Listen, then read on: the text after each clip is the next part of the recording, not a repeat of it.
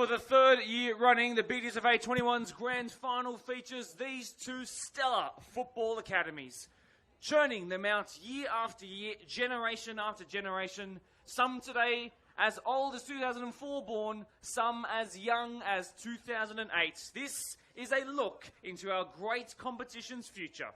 Quakers Hill Tigers versus Marayong FC. In previous years, it's 2-0 to Marayong in these grand finals, but it feels like the tide may have turned the way of the Tigers, undefeated against Marayong this year in the regular season, beating them to the league title as well.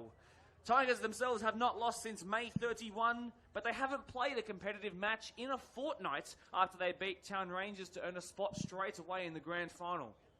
Marayong have won 3 games in a row in order to be here since their loss to Tigers in the last round of the regular season, which secured their grip on the minor premiership, of course. In the time Tigers have played 1, Marayong have played 3. So to guide me through all things 21s is a man who has played alongside some of these players, against some of them too. He is fresh, or perhaps not so fresh, off the back of a grand final win of his own last night.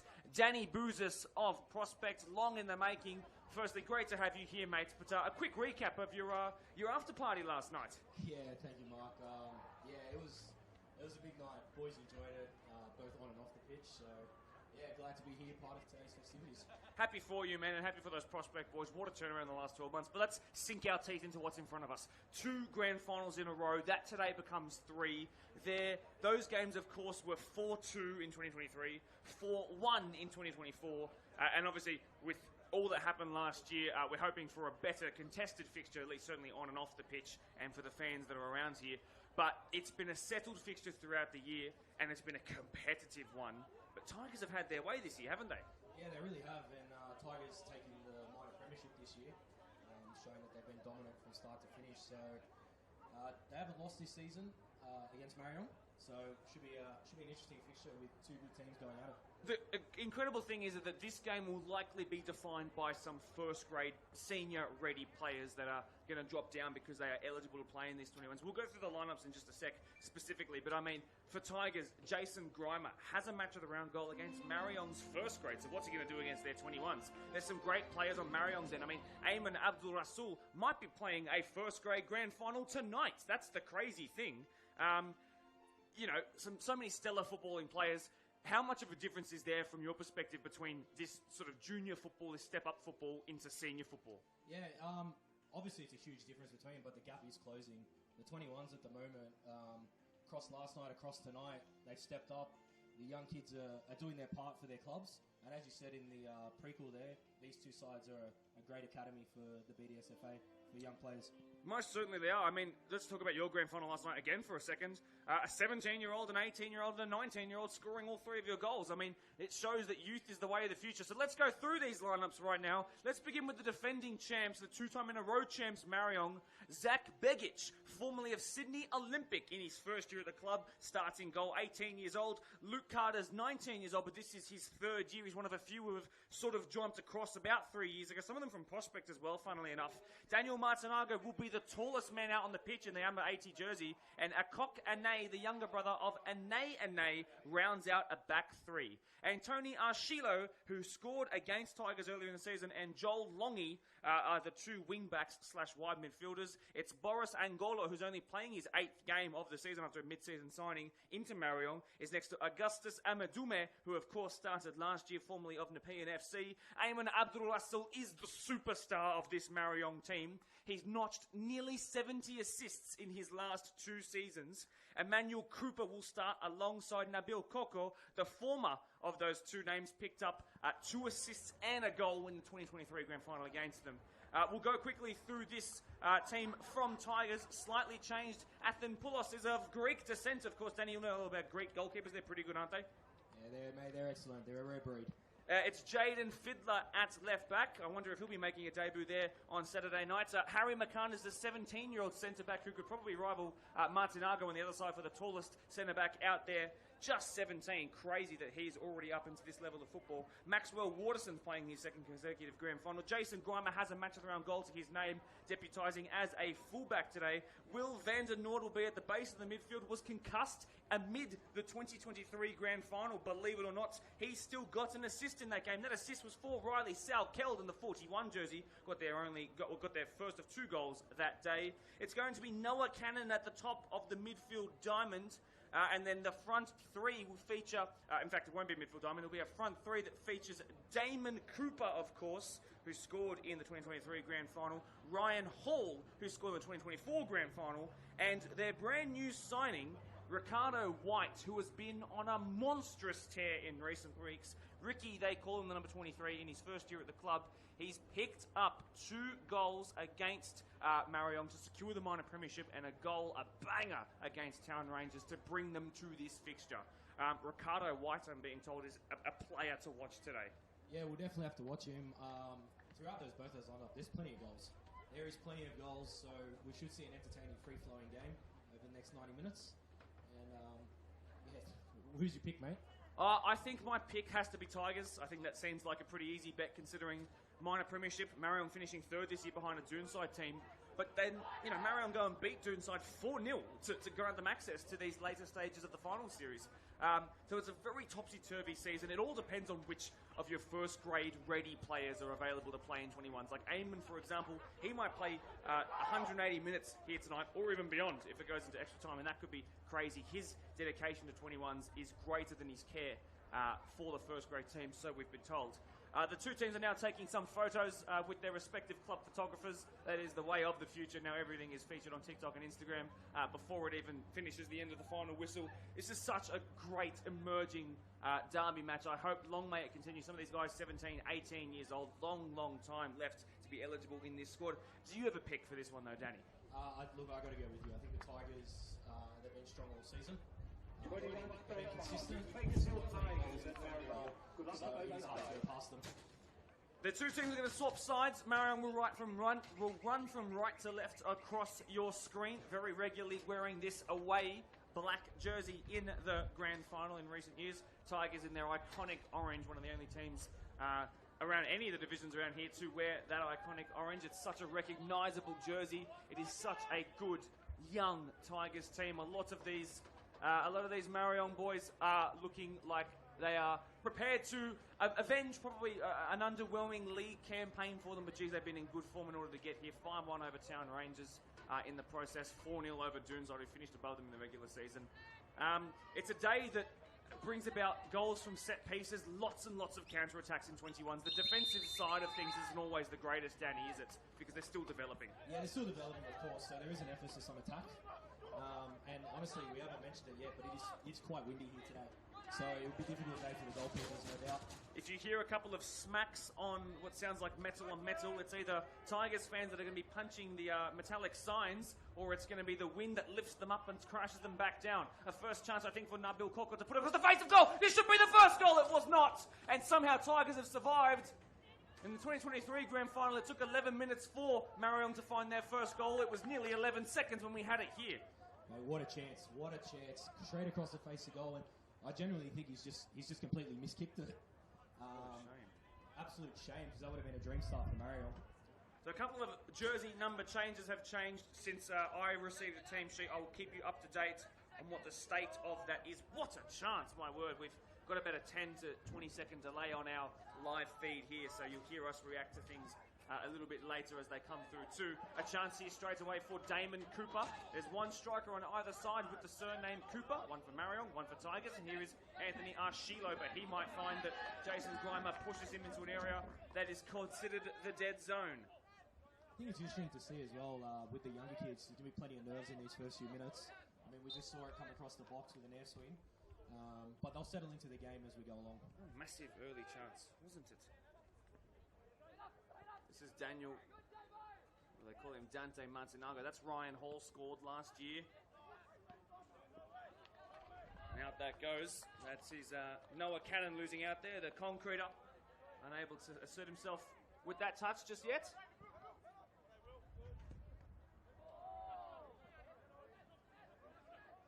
That's well done there by Riley Salkel in the 41 jersey. Has a match of the round appearance in first grade to his name. And forward Arshilo. He's been electric so far as this left wing back. Here is the danger man. Potentially the best player on the pitch. And a first chance for Marayong to really thread some passes together as they look to enter the box. It's picked up here and recycled. Marayong with the early ascendancy in all categories, in all stats. That's a disgustingly good ball, but can it be kept in? No. Marayong moving good though, aren't they, Danny? Yeah, they're moving excellent. But we just saw the win there play a little factor with that through ball. Just it isn't gonna hold up at all. So they just got to watch their weight of their passes. Marayong have looked good. I know we're only a couple minutes in, but they look settled. And I did watch both teams warm up, and I'll tell you, Marayong were right on. They were in full intensity. The onus is on Tigers, like in the previous grand finals, to not concede the first goal. Maybe they'll go on and score one here. Cannon is closing on down. A really good sliding challenge by Martinago. Cannon recycles it. Delightful ball to the back stick that's been cut out eventually. Oh, and a massive coming together there. Both players are okay. And then a pot shot from distance, never looking like it's going to trouble the goalkeeper. It does not. I think you said in the pre-game, we've got some kids out here born 2008. To be playing Premier League, especially at this level and in the higher grades, that's quite an achievement, especially from the clubs to develop these players. Pretty frightening, is it? Got a good crowd come in as well here for the 21s, especially on our side. Tigers really get a good bunch of numbers here. I'm 100% sure that their marquee would have been the first one up just to the right of us. It was not, I don't think. No, they were actually third. Okay. First was Marayong's, actually, believe it or not. Okay, Marayong. I had to use my brain Plenty of there. grand finals for Marayong this week and next at the moment. Oh, yes. Look at all these fans underneath. You can see on the bottom of your screens, Luke Carter will be looking to whip this in. He's one of a couple of players from Marayong who have representatives in other top division teams. He's got a sister that plays in the Women's Premier League as well. That's been sent into the box again. And then an early save there, and then a kick out on the goalkeeper. That should bring about a free kick and potentially a yellow. Yeah, I think it'd be a harsh yellow if he does give it to him early on. He was 50-50 challenge there. But brave by the goalkeeper. Very, very brave by Athen Poulos, 18-year-old. Often a position that is people don't realise how brave you have to be to play it. You made a fantastic punching save down here in the first half last night. I was lucky that the man who ran into me is a mate of mine, so he's got a bit of respect to pull out of the challenge, thankfully. It did look frightening in full pace, though. I can imagine.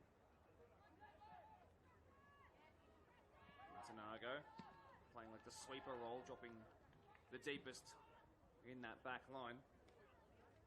Yet to really see how this Marayong line defends when they don't have the ball for an extended period of time. Will it be a 4 or a 5? Do one of their wing backs drop back in permanently? It really has looked like Anthony Arshilo has been the one that's come forward most, but maybe that's because he's under our eyes here in the commentary box.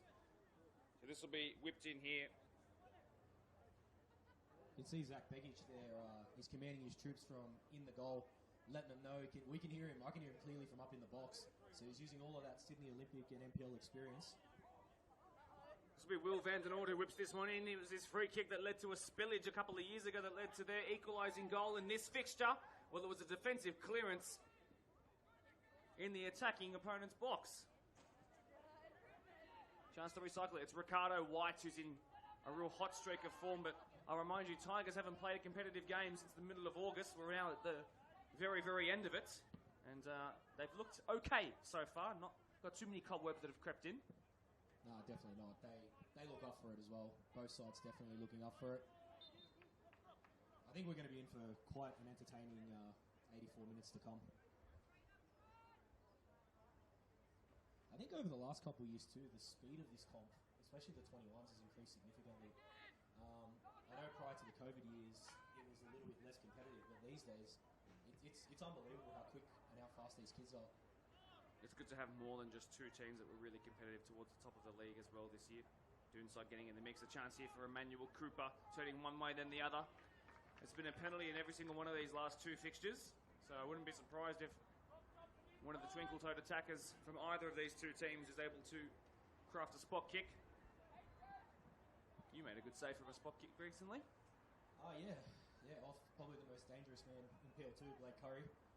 But unfortunately, got into the linesman, I crept off, so he got a retake.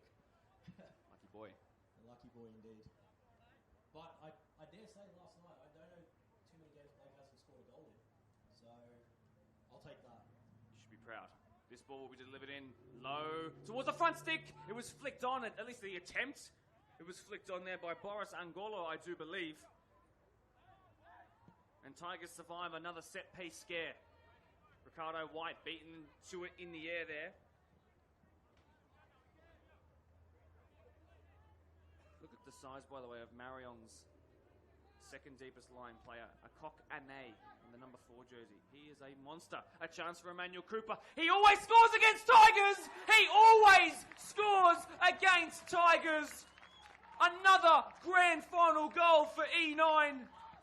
He's 21 years old this year. This is his last game in 21s, and that might just secure him his senior contract.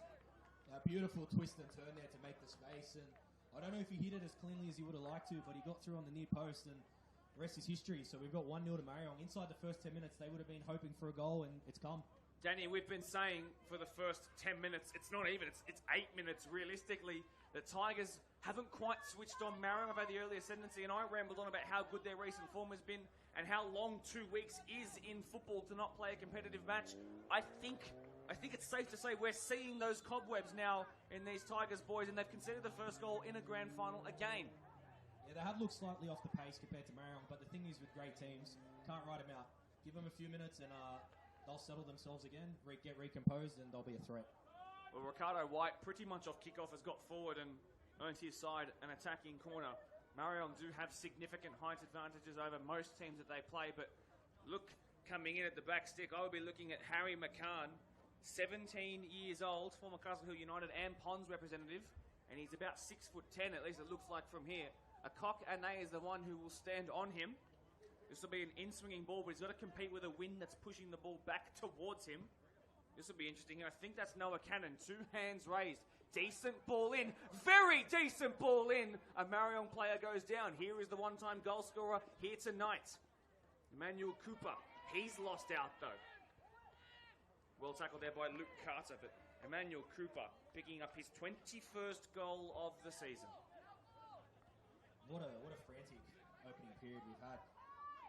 It's been aggressive and quick from the start, and Marayong definitely deserved their 1-0 lead.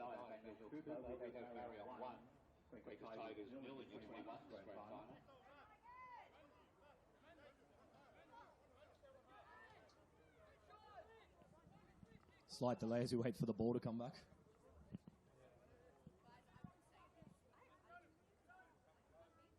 Finally, here we go. Carter, who's been playing as a right back the last 2 years, and he's haphazardly kicked that one into danger. Cleared away by Angolo. Oh, free kick for Tigers in a real threatening position.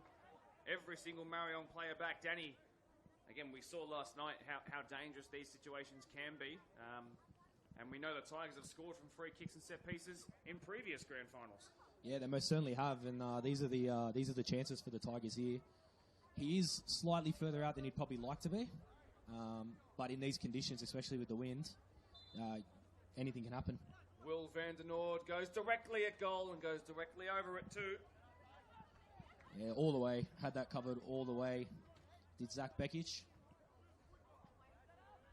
He's impressed me, actually, in these early stages of his communication. Can hear him. He's just barking orders, ensuring that his team's set up, and that's what you want from a young goalkeeper. Now, interestingly,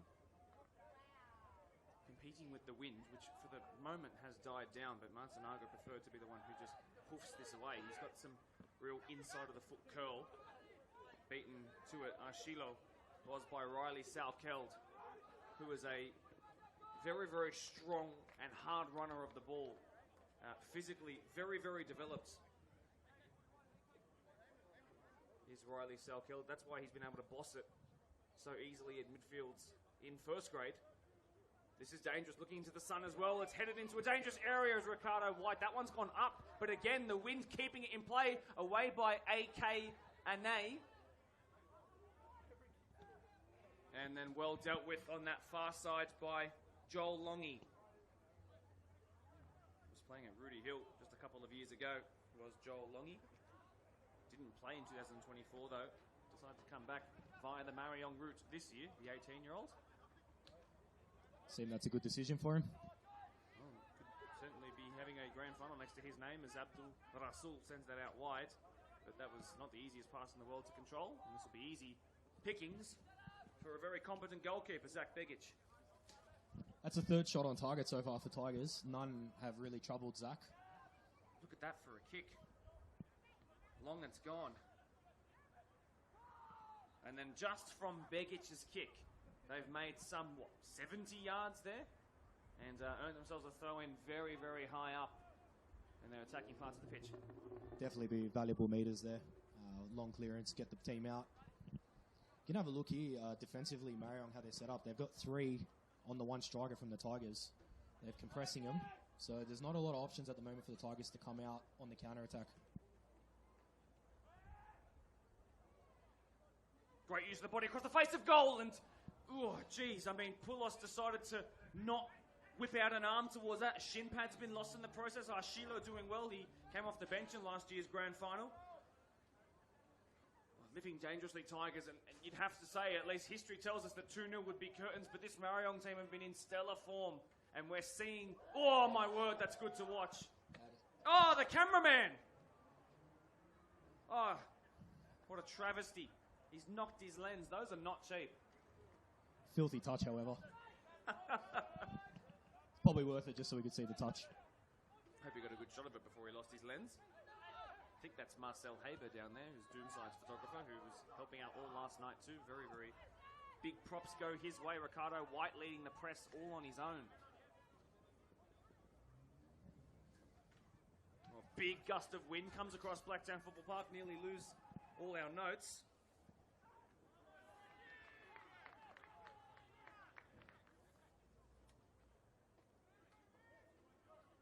Not quite the loudest I've actually heard a Quakers Hill Tigers crew.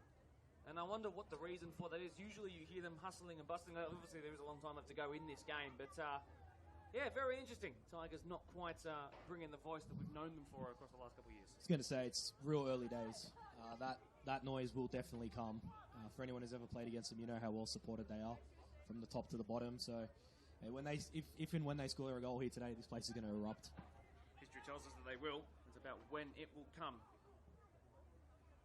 Sal Kell with that 41 jersey. Beaten to it there by Joel Longy.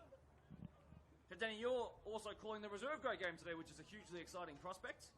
It's going to be an absolute thriller. Workers looking to go back-to-back. A really strong Doonside team, so... Doonside side is a weird phrase to say. It is it not? Yeah. A couple times it's going to be an absolute cracking game. The Workers have gone the long route, no doubt. So they knocked off Ponds, who were the minor premiers last week. So plenty to play for this afternoon. Indeed, there is. Now also, talking about some first grade level firepower off the bench, a man who will most certainly start in first grade for Marayong tonight against Doonside in the grand final is Ethan Kerrick. Now he is suited and booted and sitting on the bench. He's only going to be used, I've been told, if he is needed. But the man who scored the third of 3 goals last week to earn Marayong's place in this grand final, Ethan Kerrick, who scored from a header down the left-hand side of your screen. He is on the bench. He is on the match sheet for this one. A reminder that the former Prospect NPL representative is still 21s eligible. That's a scary thing to think about. And so is this man running forward. He looks for his brace. He'll probably square this one. This is real difficult to control. Good touch there initially. Arshilo already got 1 goal against Tigers this year. He's trying to retain possession in the box. He looks to square it. Instead, he goes back towards Carter, trying to keep the pressure on hot on these Tigers boys. Oh, great footwork there. Arshilo, 1-2. Tried to get it back off Coco, I do believe. And then out wide, it's come again to E9 and Emmanuel Cooper with that 9 on his back, still dancing. Had too long to think about it on the ball and cleared away there. And Tigers now at 2v2. Now it's a 3v3. Ricardo White is quick. Ricardo White near post. Good what save. a 5 seconds that was. It shows you how quick from defence to attack. Got it onto his left foot, hit it well, but that's a good save. Should be making it at the near post, but great save. Really, really impressive to see Tigers in the space of 5 seconds go from defending to attacking and winning a corner. But overall, that last 30 seconds of play, the best of the match from an entertainment and neutral perspective. Ball put in again, looking for Big McCann, falling here to a free header, a free man, and a big miss. That's certainly got the Quakers fans up. Noise is definitely up now. Max Waterson, still got another year, eligible in 21's 15th year at the club. There's about 3 or 4 of those Tigers boys starting today who have all notched 15 years this year, so it must have been a really, really good generation for them that have come through.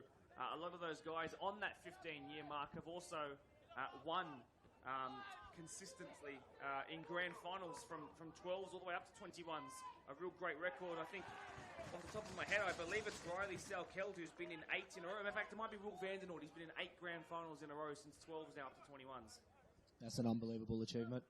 Especially considering last night we were talking about some of the PL2 boys from Parklea, from Newbury, from Prospect, from Minchbury, having never played a grand final in their lives. Some of them 23, 24, 25 years old. So, big, big shift. And it shows that sometimes a good generation keeping it together can reap really great rewards. Luke Carter has over 10 goal contributions to his name this year, despite being a back 3 centre-back. Augustus Amadume lost out in that number 6 jersey, and then it was considered a foul on Boris Angolo in that 83. Potentially could have given a yellow card there for impeding the quick restart. Aaron Blacker, by the way, I'm not sure if we said his name, but Aaron Blacker, who started all of first grade this year as Tigers Resolute number 6, is on the pitch right now. So, the first real stalwart first grade player is making an appearance right now. Eamon obviously is someone who's really trickled into the team and maybe he's a bit more solid now, but Aaron Blacker played the full season in first grade. So, Tigers are the ones who have opted to go for the big boys early. Now, free kick against Tigers there. It's been a slight shift here in the momentum the last few minutes. The Tigers definitely have come into the game a lot more. It's been Marayong who's looking a little bit shaky with the long clearances up into the air.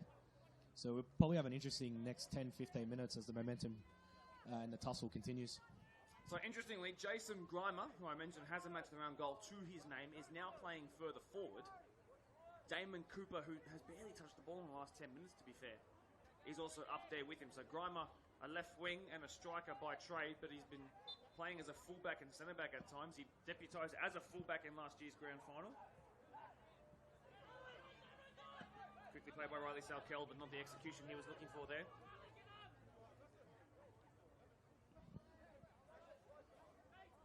You're right, this momentum has shifted a little bit more Tigers' way, but Marayong is so capable of opening up spaces in tight areas. The one there by Riley Salkeld.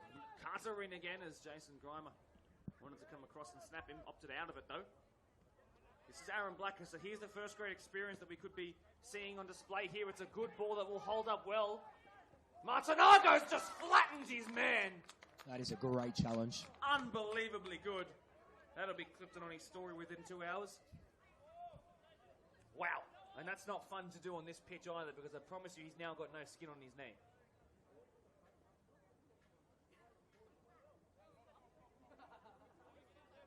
Respect to Grimer, who just got straight up to his feet, though. Ball delivered in by Cannon. See, this is Riley Salkeld, big and strong, going down, though.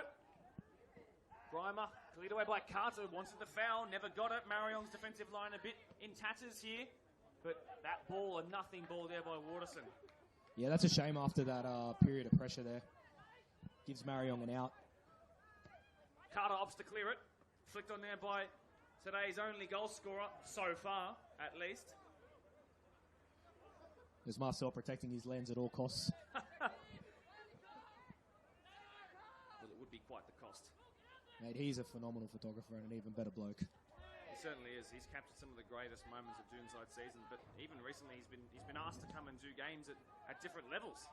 And that's why you're seeing him here. Obviously, Doonside not in this game. And here he is. His son, Luke Haber, plays in 21s. He's a very talented player, I've been told. Had a stellar season in 21s where Doonside finished second.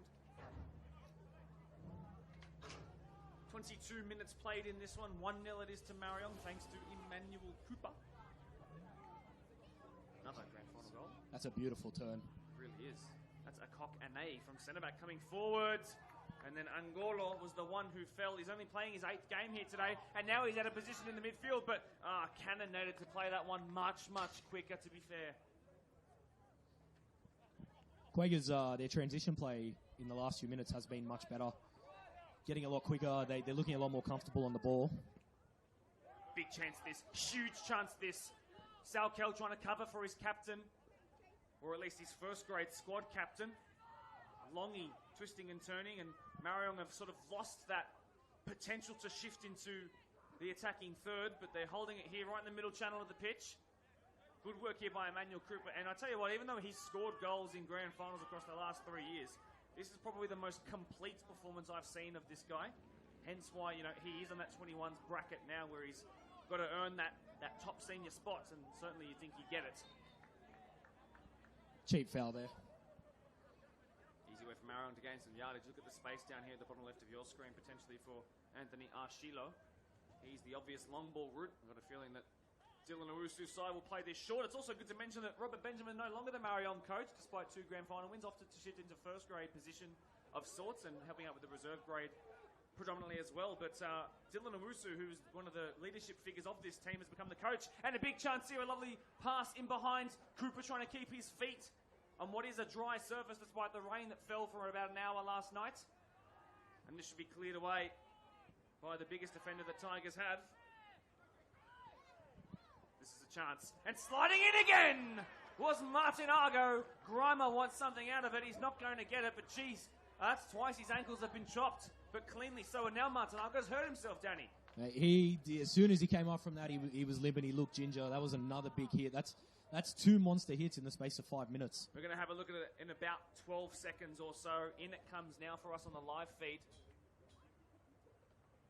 A series of 2 heavy touches led to it. Yeah, I wonder if Grimer has probably known that the tackle was coming in. Potentially, you know, the smart thing to do at the highest level of the game would be to probably leave a little bit of something on the person that's sliding into you like that. I mean, I guess that's a fair trade-off, isn't it? I'll win the ball off you. I'll take your ankle and step on it on the way down. Oh, mate, it's a cruel game. He's still struggling a bit there. He's over-talking to the bench at the moment. But he's heavily strapped, actually, already pre-game. I was about to mention the knee strapping. I wonder what Marayong's coaching advice will be. So he's gone off for the time being.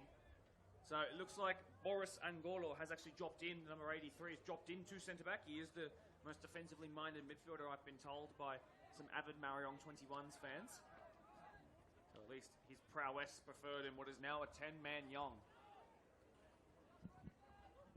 Yeah, I think the physio's having a good hard look at him over there on the bench. So they're discussing their options. A reminder, of course, that it is interchange, as will reserve grade be after this.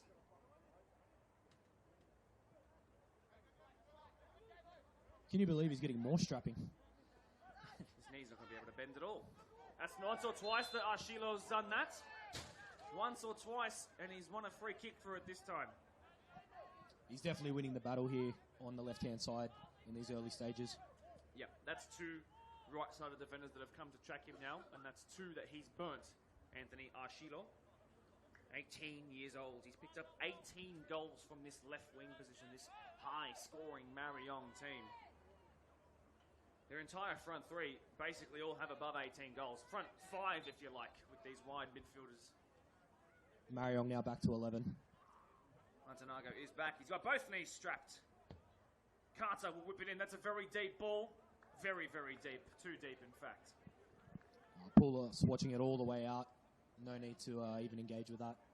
It's a poor delivery, unfortunately, for Marayong. Just while I've seen him jumping into the live stream, by the way, and while Marayong and Tigers are looking to make subs, how good was Adam Dunn last night?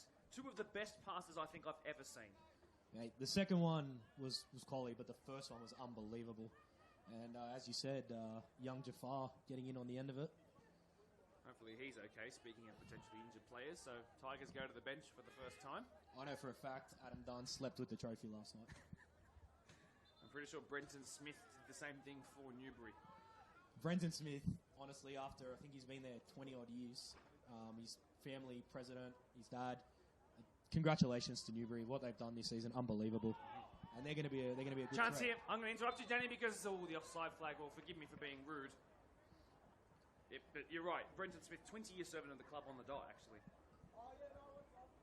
He's Newbury have unbelievable in 1 year what they've done. So they'll be up there next season against the big boys, and we'll see how they go. We'll see what their 21s team, with a lot of their squad being 21s eligible, can do. Next year, we might see them in this fixture, perhaps, or at least getting close to it. Aaron Blacker trying to feed it in behind for Grimer. 2 first-grade boys combining there. Not quite in the end. Grimer beaten to it by a very, very competent Zach Begic. Zachariah, actually. Bosnian Cypriot, I've been told. There's a mix. You don't hear that one too often. No. That's what's great about BDSFA, but a lot of diversity. Hang up easily. A slight touch in there. That's the kind of thing that just brings this game and its fire levels a bit higher. There's a bit of a touch in there from Arshilo on Athin Poulos. He's more than allowed to have a challenge there. Grimer's lost a shin pad again. His socks are so low. They're basically in line with his shoes. I'm noticing that this Tigers' right-hand side isn't quite linking up the way they probably want it. More of the attacks that have been successful have gone down that Tigers' side. Yeah, you're absolutely correct, mate. We got you did say that little incident up here has flared it up a little bit, and we've seen a little bit more passion in the last moments. Throwing taken by AK Ane. A reminder, his older brother scored in the first grand final between these two back in 2023. Ane. Came off the bench last week for Marayong against Ponds in that win to earn them a first-grade grand final berth. This is a lovely bit of interplay here. Abdul Rasul's gone down. Obviously was riding and looking for the challenge there, but it was a little intervention into his pathway, and every right to go down and every right to win that free kick. That's mature play past your years, especially to just invite the contact, get the free kick. Really smart play. Indeed it is. A 19-year-old who's already got so much football in his boots. I mean, at this point he's playing, more than 150-odd minutes. So, a lot of a 21s game and then a lot of a first-grade game too. Formerly of Bonnie Rig, and then he dropped into Polonia as well for some time before he found his way to Marayong. Did Ayman Abdul Rasul. This is Luke Carter. Is he banging this from distance? He actually might be. Well, Laing Simmons Blacktown has a bang. One word. Audacious. Great word. He's trying to replicate that Cristiano Ronaldo versus Arsenal. Oh, yes. Remember the famous commentary? He's not going to have a shot from here, is he? Yeah. Too far for him to think about it. Yeah, was it? That was a great Manchester United blue kit, by the way. I am such a fan of that kit. That AIG kit was as good as it ever got for us. Oh, you're a United fan? Oh, I've learned something. Unfortunately, I'm a United fan, yeah. It's been a tough few years for us. Yeah, it's been a bit Grimsby, if you like. Yes. Chance. Big chance. Can he keep going? Noah Cannon. Here comes Luke Carter. The two teenagers coming together there. It'll be a throw in Marayong's way. Just wanted to say the one thing I'm disappointed with the media coverage of that Grimsby win over Manchester United, just to have a quick word on this, because the people care about my opinion, obviously, is that I actually don't think people are that... I think they're too slow to talk about how good Grimsby actually were on the day. I mean, it's not like they won from a counter-attack or a shonky penalty choice. They won because they pressed well and got in behind their flat five midfield. We'll get back to that in a moment, but this is getting a little bit hot under the collar. Referee's doing his best here to get it under control. And he's actually, the referees have had a good game so far. So, just call the two captains over. Calm it down, lads. We're here to play football, first and foremost. This is Jack Leitner, who's centre refereeing this one. We've actually crossed the 1/3 mark of the game. It's a 1/3 that belongs to Marayong on the score sheet, but Tigers have really, in the last 15 or so, have had the majority of the chances, or the big chances at least. Let's see here what this ball can do. Up in the air. It's up in the air still. It's been cleared away. Angolo, I do believe, on the turn. A shot. A pot shot. A clearance. A shot by Waterson. And it's gone to Wanderers fives. It just landed at the feet of the wrong man, unfortunately, there. A centre-back shot, you might say. But on that Grimsby, yeah, unbelievable. I think the funniest stat about all of that is the fact that the Grimsby goalkeeper was disappointed because he's a Manchester United supporter. I did see that one. But overall, you know what? That's what football's about. Underdogs getting up. So I can't be too upset. I mean, we're terrible anyway. We would have been knocked out next round, so no issues. Sorry about keep interrupting you by accident on the last part of your sentences, but I'm so happy that for once, because usually that would have gone to a replay, and that would have been played at Old Trafford, and maybe that was a good thing, but it actually allowed Grimsby to get a win over Manchester United in a forsaken penalty shootout, if you like. 100% agree with you, mate. 12-11. Unbelievable. Anyway, Tigers and Marayong, the bigger fixture. Listen to this Tigers crowd, by the way. You were right about giving it some time. Abdul Rasul doing his defensive duties really well. And away he goes. And he uses his body very, very well to try and ride the challenge. Still, he does that. It looks like a futsal background he almost has. Angolo in behind. Left by Coco. This is it. This is it for E9. E9 again. Oh, he shot it. Oh, he's punched the ground with his foot. Oh, he's done all the hard work to make the space. And unfortunately, he's just lost his balance at the last moment. So we'll look back on it in a sec to see exactly what went wrong. We're going to look for the black beads coming out of the ground, I'm sure, as he kicks it. But a huge moment in the game. That had to be 2-0. This dummy is unbelievable. What a play. Beautiful little touch, and then bam, off he goes. Yeah, you know what I think it is? I think it's one of those ones where you hit the ball with your standing foot first. Yep. And it's thrown his balance. It's thrown his balance off completely. Big tackle in front of the Marayong technical area. That's a big let-off. Massive let-off. Because you're right, this kind of game, you don't want to be falling 2 or 3 behind. It's definitely curtains. Especially with how tight this midfield's been. Both teams are battling it in the middle. You definitely don't want to be giving up too much. 6 goals scored in the 2023 grand final between these two. 5 goals scored the year after that. But this one here has 1 goal after 1/3 of the match. But in both of those games, the fun really kicked off in the second half. We've got a first match of the round appearance here for a certain George Ward Suarez, another one who's got some representatives in other facets of the game. So his father, Carlos, is a very well-respected ref. And as you know, she was on the podcast earlier this year. Anna is a WPL player. Oh, 2 cheap turnovers there. Ward Suarez. Oh, beautiful. First touch for the number 13.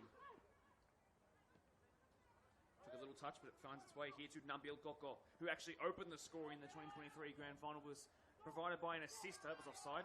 Provided an assist by Michael Cody, who's now a very, very regular first-grade goal scorer for Marayong. And a great player. One of our old boys, a prospect. It was a shame to lose him, but he's gone on to bigger and better things. Great player. Nice. Actually scored an absolute beautiful goal last week. He did. I think the volley was his. Yes. Stunning goal. So I'm sure he'll have an impact tonight as well. Most certainly. The entire front three of Marayong getting on the score sheet last week. I think if Jaden and the boys at Dooney have anything to say about it, though, they'll try and keep him under wraps. Jaden's always up for a big game in the grand final. That's actually a really lovely ball. Keeper's not come for this. Where is the Tigers' defence? And another let-off. Another massive let-off. The Marayong boys must be wondering in the technical area what they need to do to double their advantage. All looks just a little bit rushed when they get into those positions, especially there. He actually had nobody around him. He had plenty of time, but he may not have been told that by his teams. It's the glimpses of brilliance that you see in 21s that makes you go, oh, maybe they are ready. And then you see moments like that where you realise, okay, there's a bit of experience still to fill out, if you like. Yeah, and I think the prospect of having a big 6-foot-plus defender on top of you in the higher grades as well is something. Pumped forward easy in the end for Begic. We really need to see Damon Cooper of Quakers Hill Tigers doing a bit more. 10 goals this year for him. He's been quiet so far, but definitely don't write him off. He'll be there. He'll make his impact as the game goes on. Scored a pen in 2023 grand final. Then got sent off a couple of minutes later. That's just been honked forward. Might this actually turn out well for Tigers? No. Begic has more cherry-picking practice. It's amazing how many different goal scorers have scored in the grand finals of these fixtures over the last couple of years. Pretty frightening. But when there has been some nearly 20 goals scored in them, you can wonder why. George Ward Suarez, only been on the pitch for a couple of moments. He's taken a little white of goal, trying to recycle it. Second phase coming in now. He's entered the box. He loses his footing. He loses the ball. He goes down. And it's taken off of him and cleared away by Waterson. And then picked up here again. And forward they come through Augustus Amadume, I do believe. In fact, it was Emmanuel Cooper. I was wondering what Augustus was doing so far up the pitch. Then I realised it wasn't him. Yeah, some nice covering defence there by Quakers, getting back in numbers.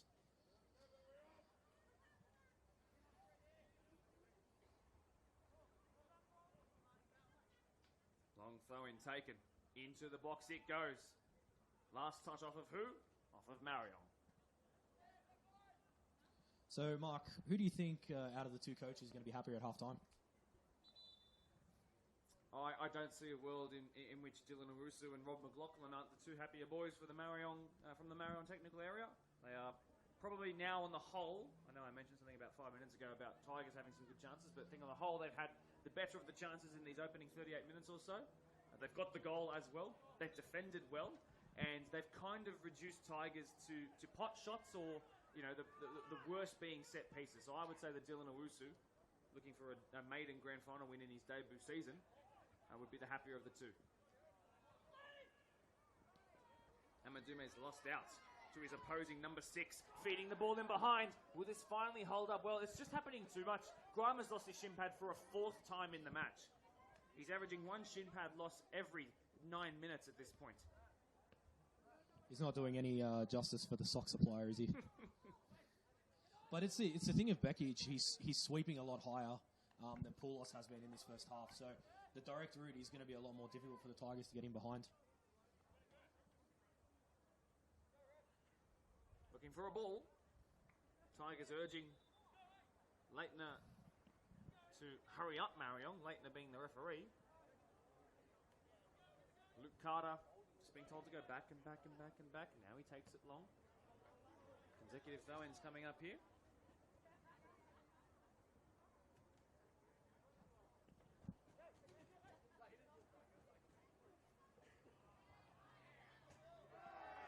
Great strength.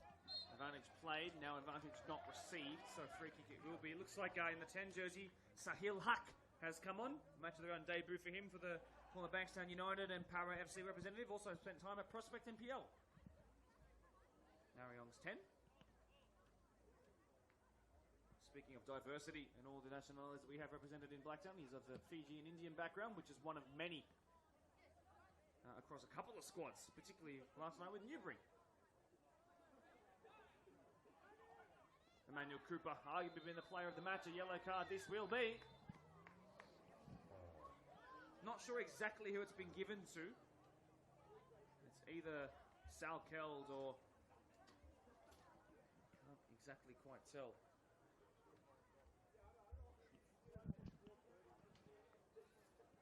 That's probably going to be the easiest yellow card decision for the referee all day. Leighton will be loving those, most certainly. Workers crowd starting to build here as well, obviously playing in the game that follows this one. Good side have been here for a little while longer. Ward Suarez flicking that one on. A trip. Angolo losing out.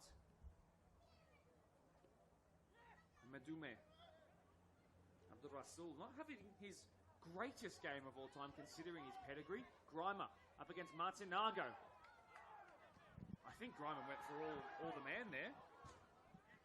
Either way, play on. Anil Cooper. That's Fiddler there. Jaden Fiddler on that far side. Free kick. It's all getting a little bit scrappy over the last couple of minutes. It was such good quality in the first 10 or so, and it's I wouldn't say it's now not got quality, but we're seeing a little bit more sort of long ball stuff, a little bit more niggly fouls coming in here and there. It's been high intensity too, so that fatigue is obviously going to be playing a part with only a few minutes to go to half-time. I wouldn't be adding on too much either. I'm not sure that these guys necessarily do get much added on time in the season. I don't think they get any, to be honest. And we'll see, because I remember the last 2 grand finals when Marayong was up by a handful of goals that they would just sort of go down. And fair enough. The Tigers have the minor premiership to their name. Looking to add a rare double to it too.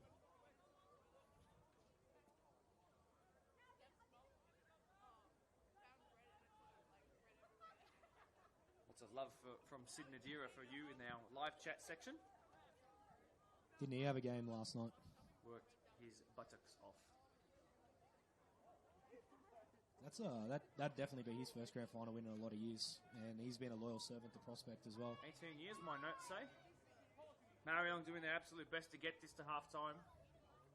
If I'm Jack Leitner, I'm looking at the watch and adding that on, to be perfectly honest. This is a grand final. It deserves all 90 minutes to have been played. Really well rolled there by Sal Kell, but then was beaten to it just numerically there.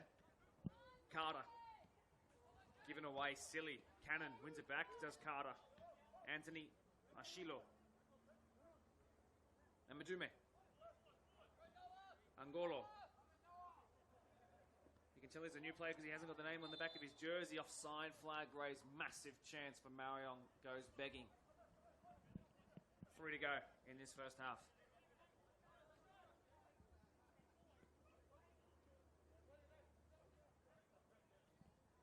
Yeah, the intensity's definitely dropped in the last couple minutes from both teams. It's missed everybody there. Montenago was cleared away there. Headed back one way or another.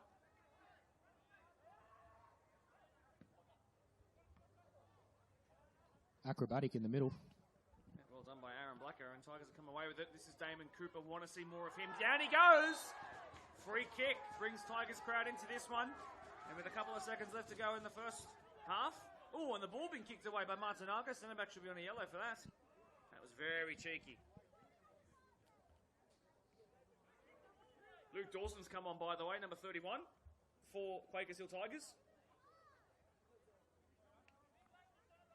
Is that Brendan Kemp over there on the bench for the Tigers? Brandon Kemp has been out for practically 18 months to 2 years at this point, with a couple of repeat injury issues. Yes, he is actually the WPL and 21s and reserve grade and men's first grade co-captain, forgive me, co-coach, assistant coach.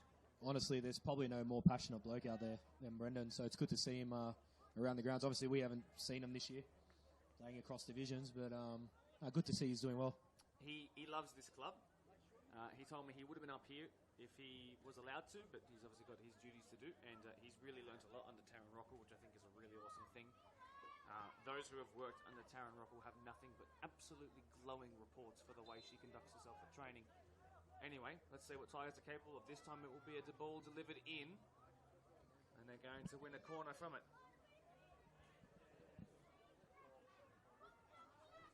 Something's brewing here, I reckon.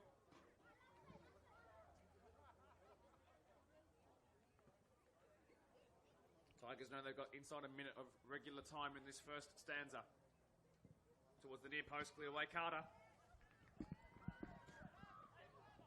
Marayong with all 11 in the box. That's not really been the case in years gone by. And I wonder if that's the coaching of one of the best right backs, now come centre backs in the entire comp, Dylan Owusu, who's encouraging his team to work a little harder, push and shove.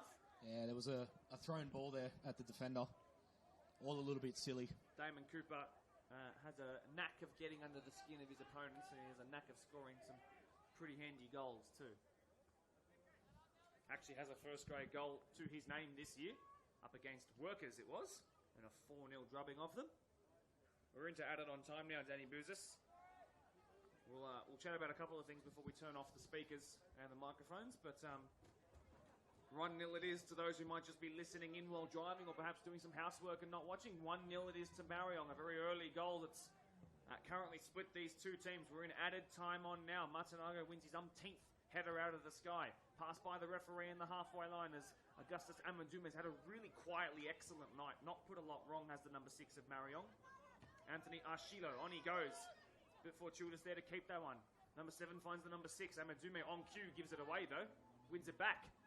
Augustus Amadume sends that one out wide. And then twice in the space of 10 seconds gives away the ball. Salkels, Riley Salkel, ball roll, beats the referee and 2 players, wins a free kick. Well done there.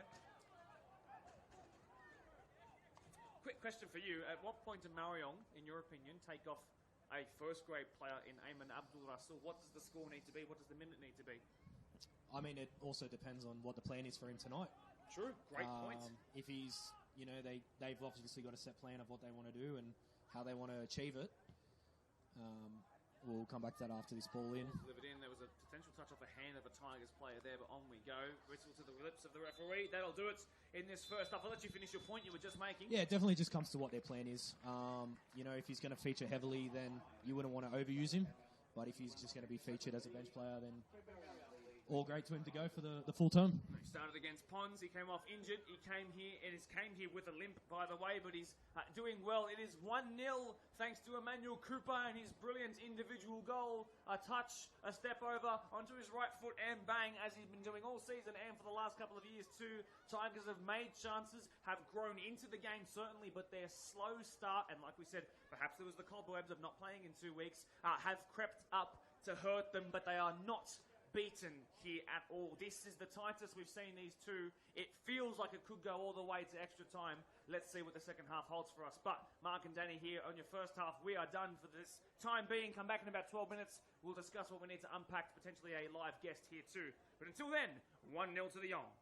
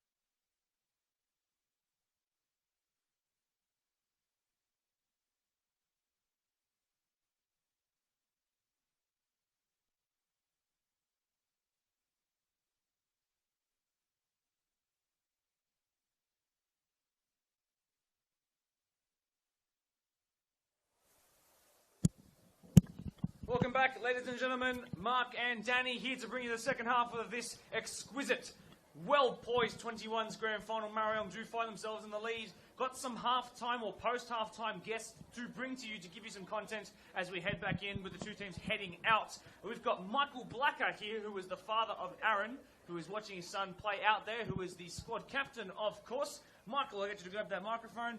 What did you make of the first half and the way Tigers played? Thanks, Mark. Good game. I think the first 10 minutes were a little bit scratchy, and we opened up, unfortunately. Emmanuel Cooper's been on this stage a number of times against us and scored a few goals, so we didn't quite close him down enough. Then I thought after that the game was really even. We got back into it and had some real chances to put some pressure on Marayong and potentially jag that goal. So they just got to keep going. Goals win grand finals, and they just got to find a goal. They get one, I reckon they'll get two. Most certainly that's the case. I mean, Aaron specifically didn't start. He's come on, and the team has looked a bit more solidified. How important do you think he is, and do you reckon he'll now play for the rest of the game? Good question. I'm not sure. I hope so. I think I'm a bit biased, obviously, but I think, he's a really good player. So we've got to find a way to break them down. I think his ability to spot the passing lane and to him and Jace play really well together. So the ability to actually find a goal, hopefully he can find that pass. So, from your perspective, who's the man that's going to make it happen for Quakers? I'd like to think Aaron hits a nice little slide pass for Jason, and Jason will bury it. So they work really well together. If they can find the right angle and the right run. There's some spaces in between the way Marayong set up with the three-back. There's definitely spaces in between the lines. If we can actually get the right ball in the right spot, there's definitely room for Jason to get in behind. Yeah, most certainly. Michael, just a quick one.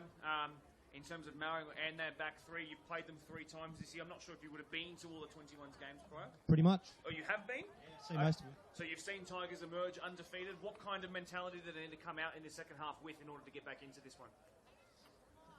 So I think they need a bit more pressure on the 3 centre-backs. There's space between them. They play a 3-back, and they've got a lot of width between them. But they've got a challenge. The last game we didn't play the big centre-back. With bandages on, didn't play much, and so I think he makes them a very different side. And so, having him there does change it a bit. But I think we just got to put more pressure on the ball. The ball can't just continue to come back.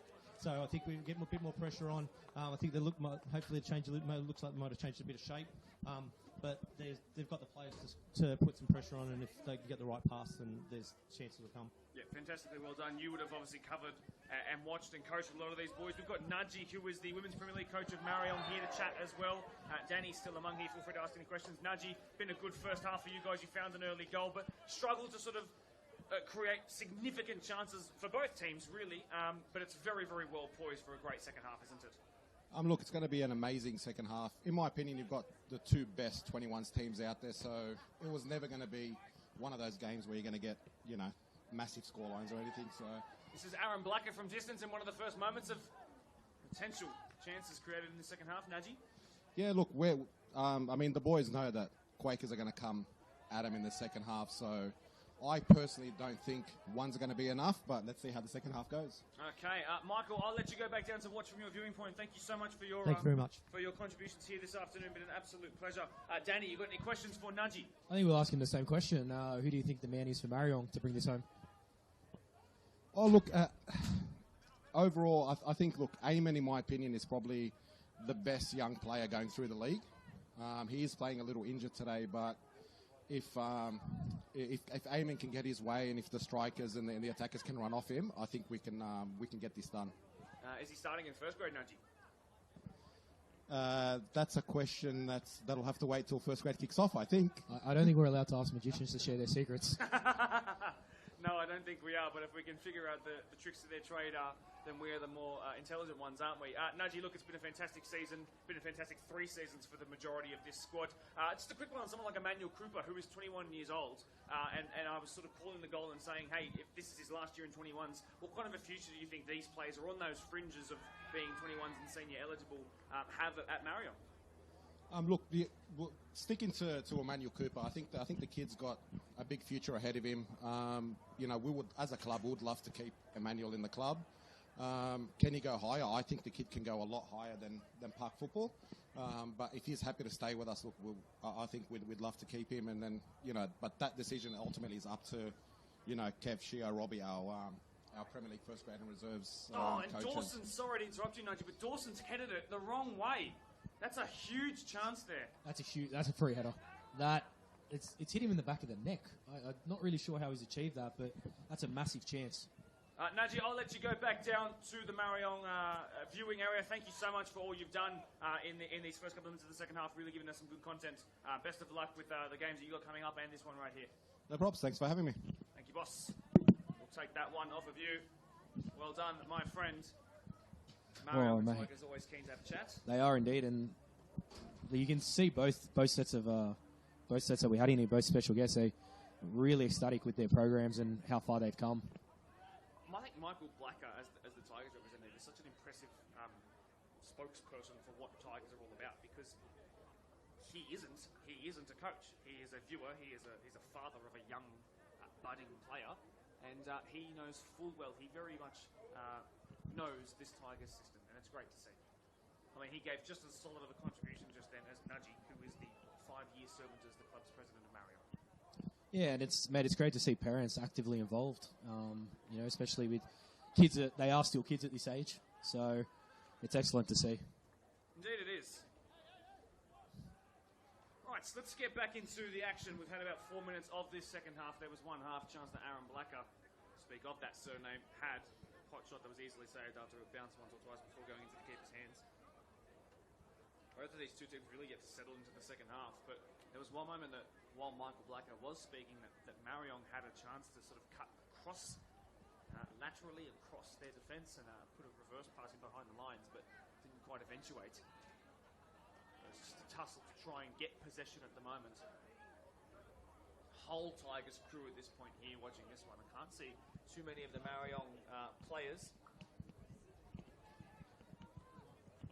at least from higher grades. That speaks to that quality that we know that Tigers have in the stands. Must have been a bit of a shock to the system for Marayong, especially in reserve grade, to go out in the first week.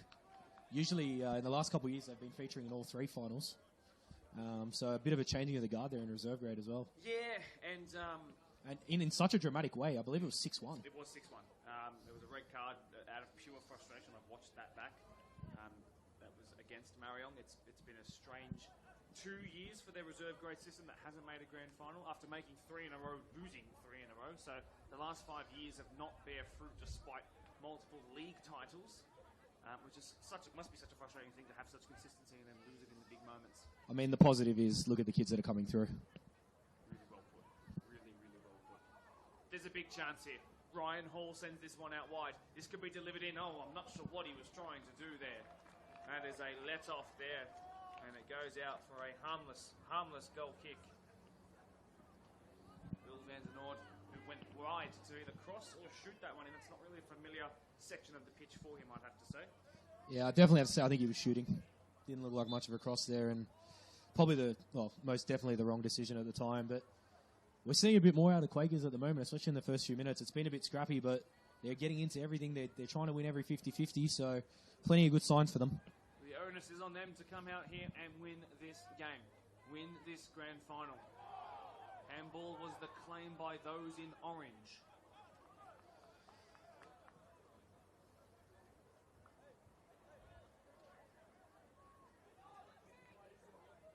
Well defended there by Ayman Abdul Rasul. Couldn't get anything out of Nudgy as to whether he's starting or not in first grade. I tried my best, ladies and gentlemen. You did, but I knew as soon as that question was asked, you were going to get absolutely nothing. Stonewalled. I'm surprised he didn't drop the microphone and walk out, actually. Consider myself lucky I didn't get that treatment. I think Glenn was sitting there with his pen and paper, which is waiting for the answer. Oh, really good ball in behind. This is the moment for Anthony Ashley low across the face of goal. Got the cross, the square wrong. Little touch there from the Quakers defender. Deviated it. He's saved a sure thing goal there. That's brilliant defending. Well, then that is a moment for him to watch back with great proud parents, I'm sure, watching along. Grimer wins the free kick 4 first-grade goals for him this year. That's a really well-floated ball into the box, punched away. Should be a tap for Hall, who does tap home, but there is a referee's intervention. Marayong survived, but Quakers Hill Tigers have now found the net.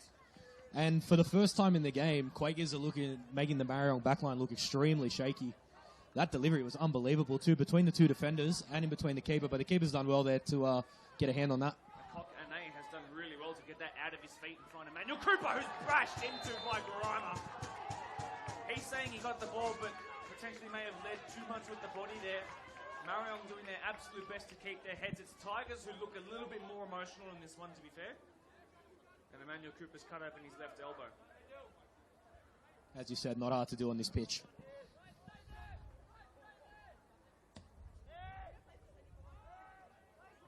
Sent away by Waterson. Van der Noord. Touched there by Dawson. Luke's given it away. Picked up here by Emmanuel Cooper. Still the only goal scorer of the day. Ward Suarez. Ward Suarez. Ward Suarez still trying to go on. He just lost it on the edge of the 18-yard box. That needed a left foot strike. It opened up beautifully for it. Akok Ane sends that one away. He's only in year 12. Is Akok. Crazy to think.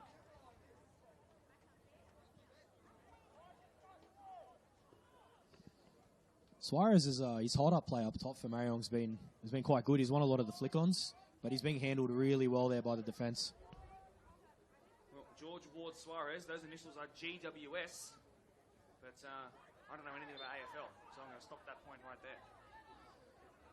Funny that I used to work for them. There you go. You did too, actually, back in the day.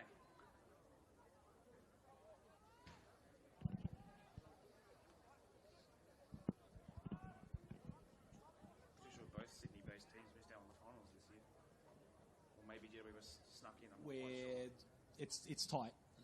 There's still a chance, but it hasn't been a great year for the Sydney teams, unfortunately. Nope. Sent away by Waterson. Oh, and it's just missed Hack there in Marayong's number 10 jersey. And Nai using his body really well, but so was Dawson. Flicked on there looking for Ryan Hall. Oh, down has gone Dawson. Oh, upended. Clearest yellow card of the day. That's a crunching tackle, and you can see the Quakers fans are up. The noise is up. I did say it earlier. Once these guys get a bit of a sniff, the club will be there, well supported across all grades. I think Quakers have definitely got a goal in them today. Let's have a look at this on replay here. Just given away. Ricardo White came forward. You know what? He's lucky. If he makes more contact there, I think we're looking at. Let me try and pause this at a good moment. Obviously, you guys watching right now can't see this. If I pause this at the right moment. Oh, mate, that is, yeah, he's lucky. So again, it looks like he's almost got a touch on the ball. So the contact actually comes with the foot of the player, meaning that, you know, kind of like last night in the Newbury game. That's why the red card wasn't given. But that's high. I mean, freeze framing that is not great. That's a big challenge to make it 1-0 in a grand final. That's one way to make yourself a reserve grade player. A tackle like that. Abdul Rasul has lost out. Here comes Grimer, who's been in the wars lately. Carter sides him down. And Grimer's pulled up a little limp here. Uh-oh. Not a lot of contact there, actually. But he's come out of this not feeling too happy. I definitely think he's landed a bit awkwardly there, trying to shift his weight. But it's been all Quakers.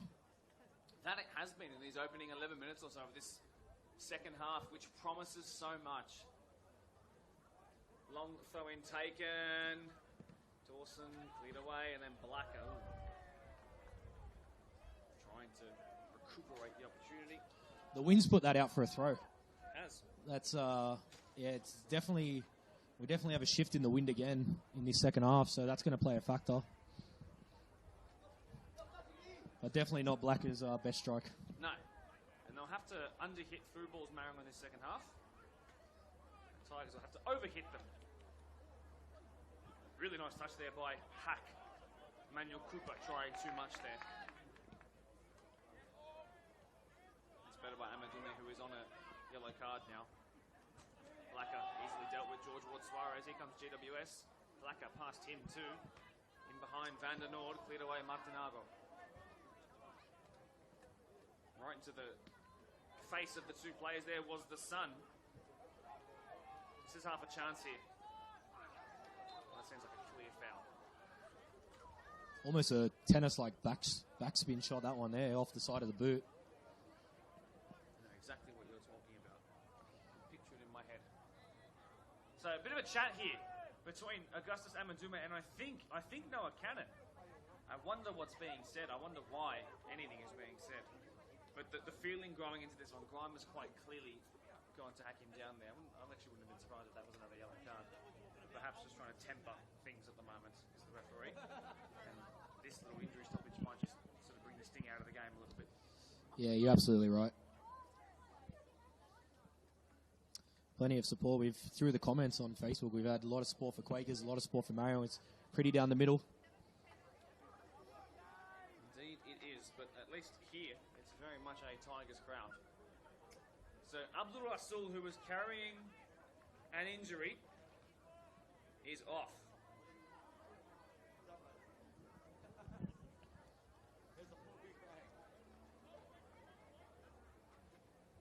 We got a cracking game here and a cracking night of football to come as well. Oh, indeed we do.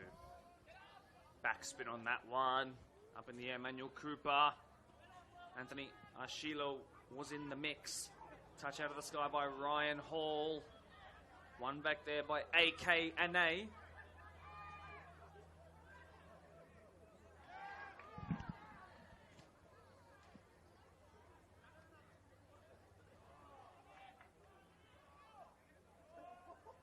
Long throw in taken again. Who got the last touch? The boys in orange did. Corner it'll be. Marayong have their first bit of territory in what feels like the entirety of the second half so far. Needs a good delivery here. Last couple corners have been disappointing. Absolute stacked box. Only one man out for the Tigers. Ball delivered in and cleared away by Noah Cannon. Second chance here. It's coming straight back in. That's a really good ball once again. And oh, he almost hit the post with his forehead, but he completely missed the ball. They're the moments. They are the moments in a game like this. It's a game of millimetres football. Great delivery back in, but first ball was disappointing, but the second ball was absolutely beautiful. Yeah, when you have less you can time see to it think here about on the it. replay. Oh, he was not far away, was he? Feels like a free header. Angola wins that out of the sky.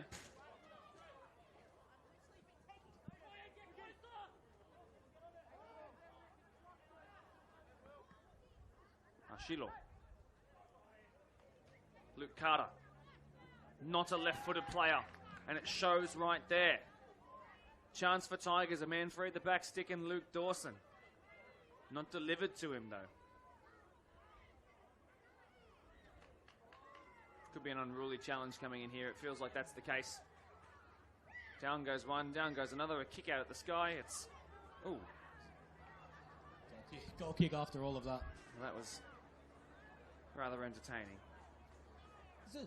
Correct me if I'm wrong, but Tigers minor premiers, so they'll be Blacktown's representative in Champions of Champions. Is that correct? In 21s, yes. So they got, although they've got today to play with, they've still got a fair campaign to worry about moving forward as well. That is most certainly correct, and I think that would be really good for these boys to do together, because this 21s unit has come such a long way, and now it's got a real...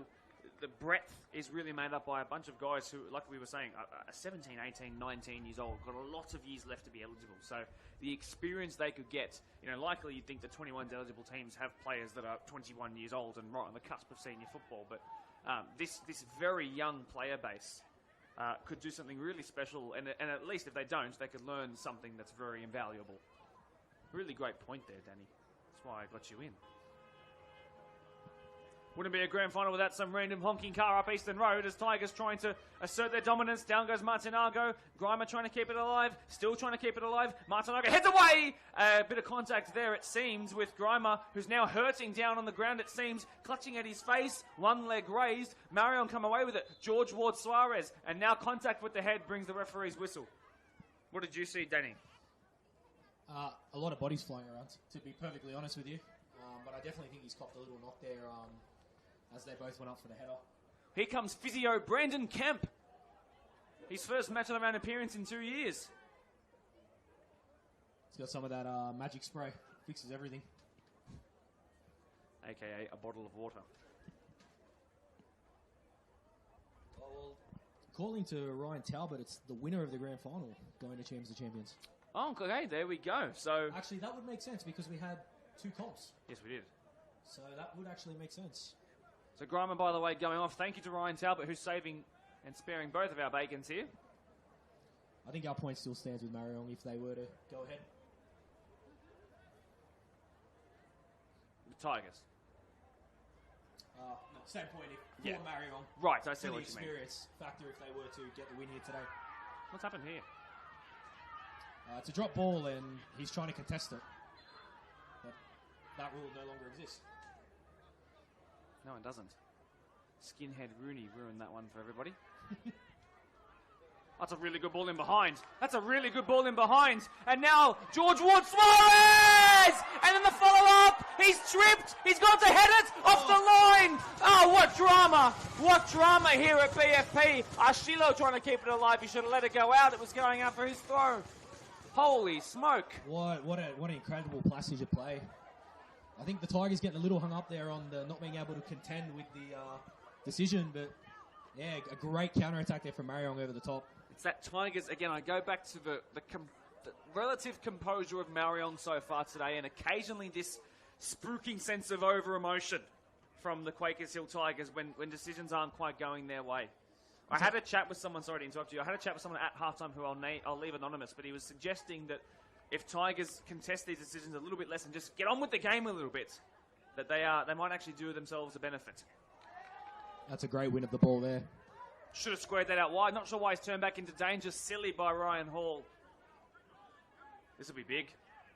Oh, George Ward Suarez has just flatlined Harry McCann. Can we just talk? He's had the shot. It's come off the bar. He's on the ground, and he's tried to header it in.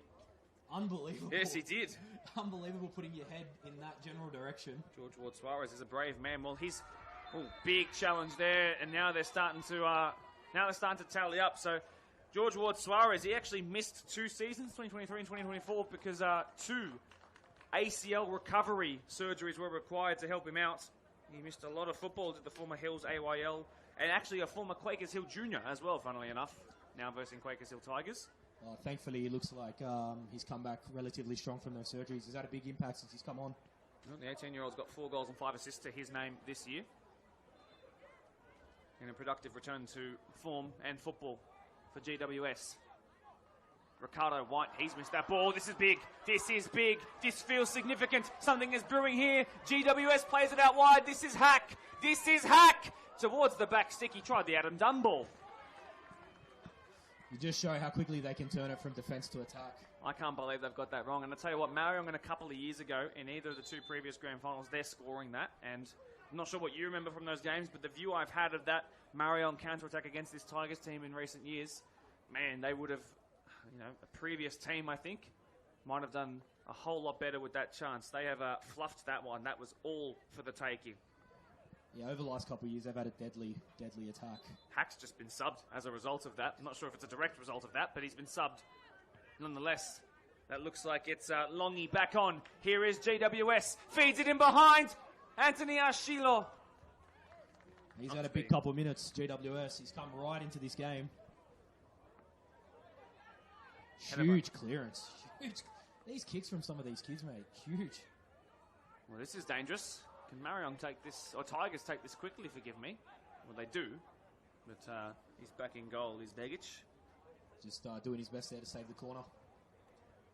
2 wins for Tigers in previous meetings, separated by a 1-1 draw between the 2 in the middle fixture of the season. This being the 4th meeting between them, as that one goes well over there by Dawson. Yeah, that's a tough skill to master, the snap on the turn. When they come off, but... Oh, they're the best. Kicking into the win now.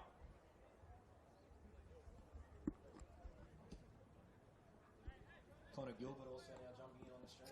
Yes, the Ponds goalkeeper, who I'm sure will be watching here at some point tonight. And an old Hills and Law Sports cricket representative. There you go. There's a bit of knowledge. And Ryan Talbot was last year also. Ooh. GWS doesn't know where he is. I'm concerned that was a head injury. Stop, please. Yeah. That looks really unfortunate for the 18-year-old. I mean, that's how good the Ponds are, mate. I don't even know if they know that they've got a rep cricket system in their ranks as well. You can build yourself an indoor team pretty handy with Connor Gilbert. I can promise you he's not scared of the ball. Well, GWS is all right, but there's another player down, but this time it's for Marayong. We'll definitely see this time added on at the end. So there was a late kick out there from, I think, Ricardo White. He's been quiet by his standards today. Doesn't mean that over the next 20 minutes he still will be, but he needs to get himself on the ball, I think. Tigers need a hero. In a season that at senior level hasn't been so successful for them. You've got a game coming up against them, Danny. You watching any of these ones here thinking that they could be competitive against your guys? Mate, from what we've seen over the last couple of nights, all these young kids are competitive, right? I will say the advantage, we've got a lot of older boys that are running with the younger kids, and that's a big difference. But it's going to be a cracker. I think September 13th against Quakers. And Bonis Angola will go off. Pulled up lame after that late hit on him from Ricardo White. I'll tell you what, look at one potential Tigers saviour, and it could be the 17-year-old centre-back in the number 44 jersey. Harry McCann actually scored 2 goals against Yong in the 4-3 win, which was the first game between them earlier in the season. I would imagine at 6'20", whatever he is, it was probably 2 headers. So is that a wayward and wounded Abdul Rasul who's come back on, I think? No, it's Angola who's come back on after being injured. He's now been told to go to the sideline. And all the while, Tigers are just waiting and waiting and waiting for this game to restart. Amedume. Oh, he didn't know he was being pressed. He's saying, how dare you? But he can't because he's on a yellow. He can't pull his man down. Martin Open out to close down Ryan Hall, who snatched at the chance. They had 3v3 there. Work yourself into the box, Tigers. Yet to create a significant chance in the game. That's a disappointing finish to a really good chance. Did need to take the snapshot there. Take another touch, run it in, and give yourself a good, clean opportunity. So is Angola back on the pitch yet, or are we still playing with 10? I believe it's the latter. No, we've got 11 on the pitch. Okay, good counting. Oh, well cleared there by Ricardo White, who for some reason is now a left-sided defender. I have a feeling he actually may have been substituted.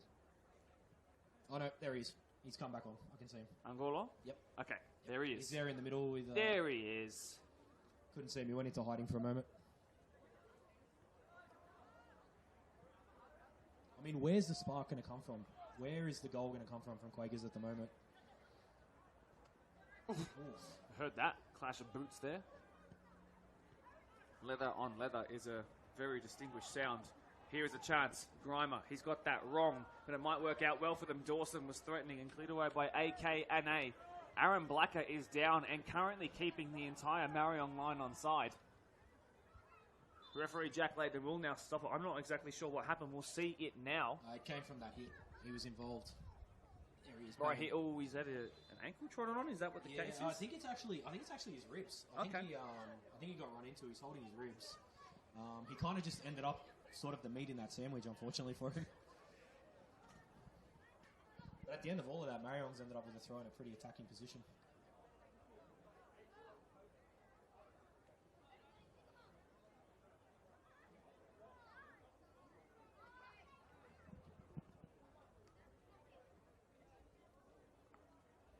So he's all right. Ginger, but all right.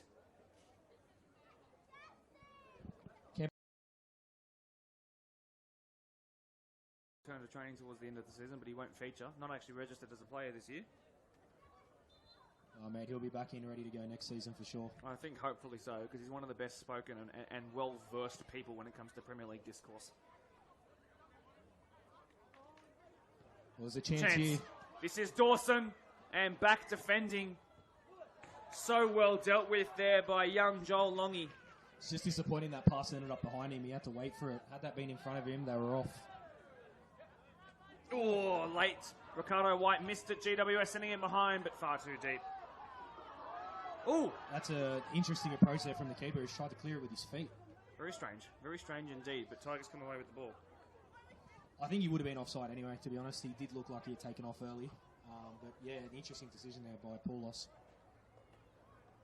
That's the beauty of the 21s. The talent, like we said before, the talent is all there. It's just occasionally the decision making that's, a little funny at times.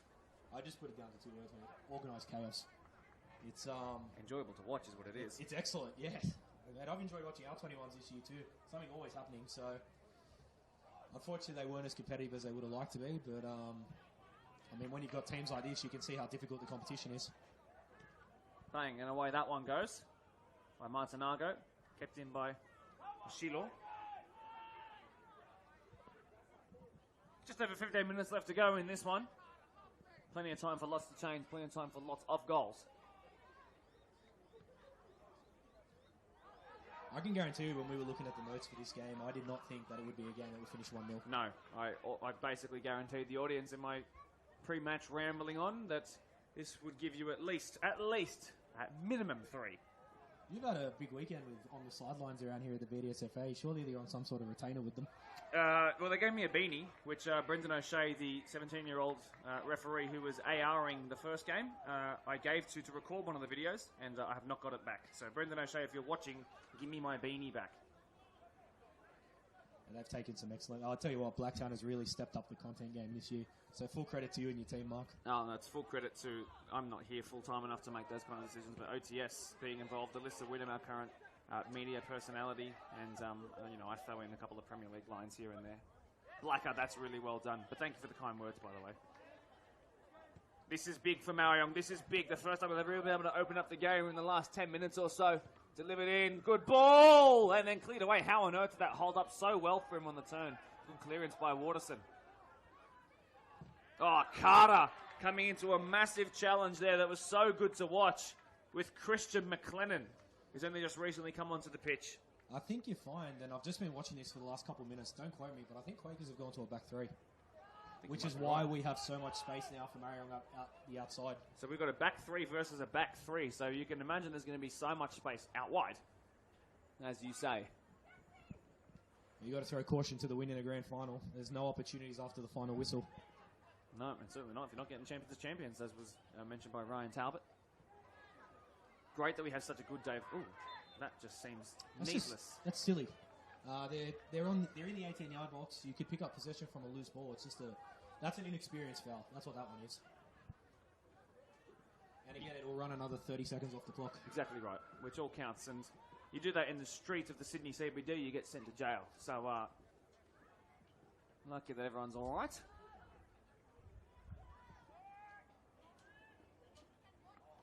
Touch. Oh! This could open up something here. Ricardo White, Ricky White, out wide to Ryan Hall. Should have gone to crossfield switch. He's got it back. Given away. He's got the wrong coloured socks on too, I've just realised. Dawson, well tackled there by Akok Ane, who's just quietly had a really good game, the number 4 for Marayong. He's had a brilliant game. Honestly, I can't fault the back 3 from Marayong so far today. But they'll have their work cut out for them here with another Tigers corner. Tigers going to push more and more and more numbers forward. If Marayong are to get another goal, it's going to come on the counter. But Tigers looking like the team that won the minor premiership this year. Marayong looking more like the team that finished 3rd. Ball delivered in towards the back stick. It's a good-looking ball. It's gone a little bit too deep as Aaron Blacker bravely put his head onto the end of it. Now we're inside 15 to go. 18 men were just inside that box. They're throwing everything at it at the moment, but the delivery just a little bit too heavy, especially in the conditions. I mean, it is tough when the wind's there. You don't know exactly where to put it right, so you can't really fault them. A right-footed in-swinger's dream from that corner flag specifically. Emmanuel Cooper with the only goal of the day to separate these two teams. A goal inside the opening 10 minutes or so. And it could be the only goal in what's been a thoroughly enjoyable but very interesting game. Learned a lot about the 21s, I feel like I have today.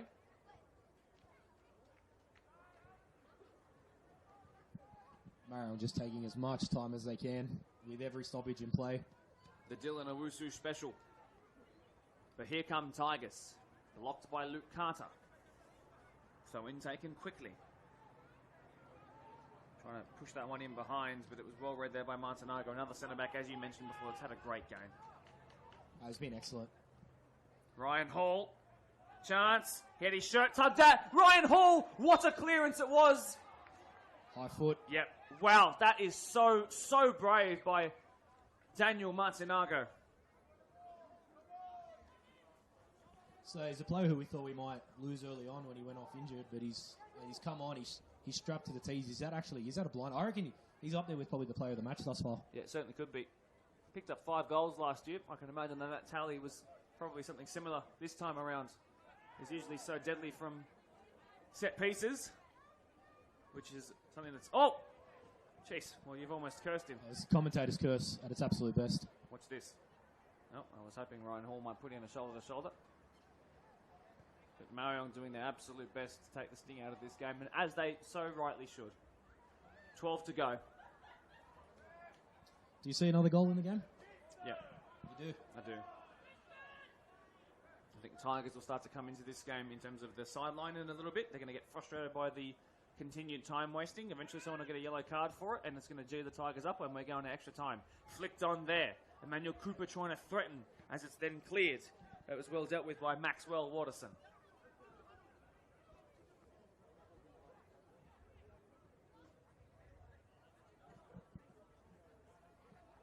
You excited for your game up next? I'm looking forward to it. It's going to be a cracker. Certainly will be. GWS, really good ball. Longy, not really a position he's too familiar with. A right-sided wing-back. Manny Cooper wins a foul. Tigers PO'd, but they have every right, Marayong, to have earned that foul. That was really well done with by Emmanuel Cooper, who we must not forget is the man who's got the goal to his name today. Another really dangerous position here for Marayong. Just got to put it in the right area.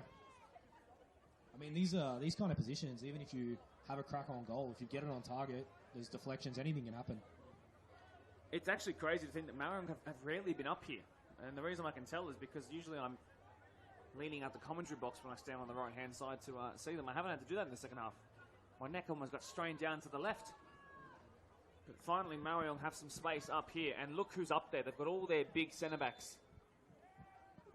Good ball in. Tipped over. Watched it all the way. A nice little flick over the bar there. Just had so much sting behind it that he was forced to push it over rather than catching it. I think the dip hurt him too. It was coming down. So one of those ones you can't be risking the catch. Yeah, whenever I see a cheese board, the dip hurts me and my calorie counting too.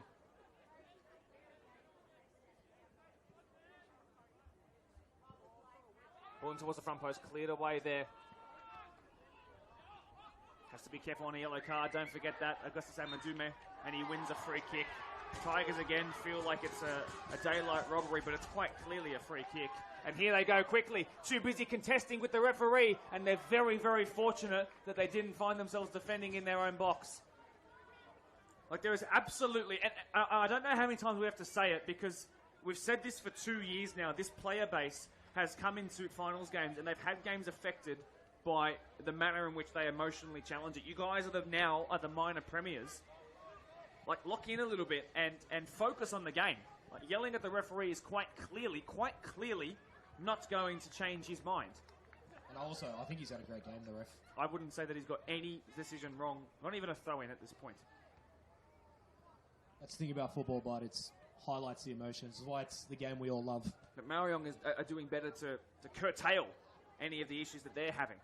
Oh! And a giveaway! And Ryan Hall! And Ryan Hall! And Ryan Hall! Was there a takeout on Ryan Hall? And then still Grimer! He's been flatlined, cleared away. Tigers fans up in arms. Danger not gone yet across the face of goal. Comes out here to Van der Noord. They're calling for a handball. He's appealing for it while in possession. Blacker in to recycle it. Begic finally calms it down.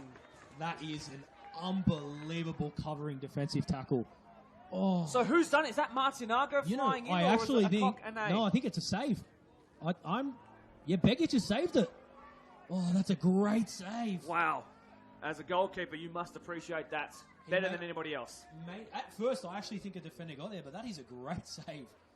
And then to see, how many bodies did we see get thrown in front of the shots that followed? Chance, big chance if that ball stays in. It does not.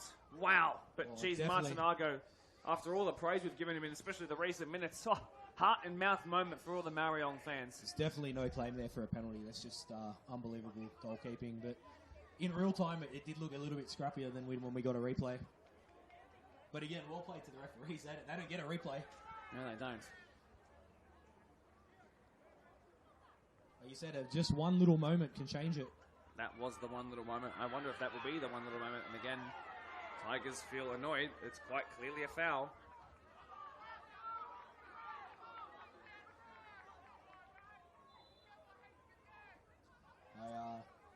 I had to send that VAR photo and straight to Ellie to get his word of advice on it.